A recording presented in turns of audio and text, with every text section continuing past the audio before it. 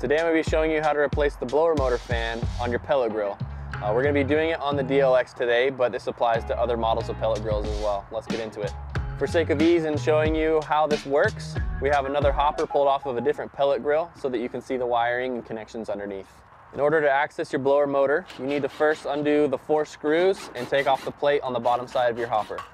For your safety, make sure that your pellet grill is unplugged and has had time to cool off.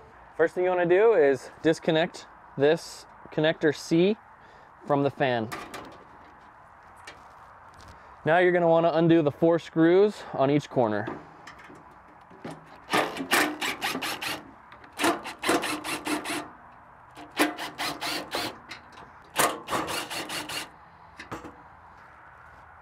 Grab your new fan and a screwdriver, line up the holes, and reinstall this new fan.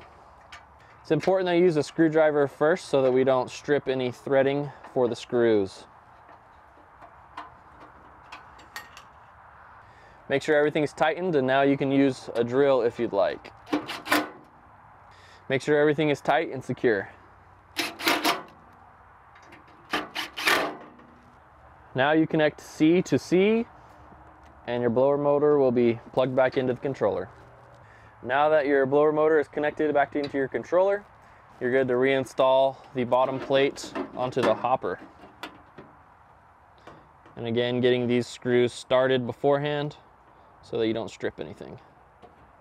Hopefully this video is helpful for you today. If you have any further questions, please visit campchef.com or call our customer support helpline. Thank you so much. Roll smoke.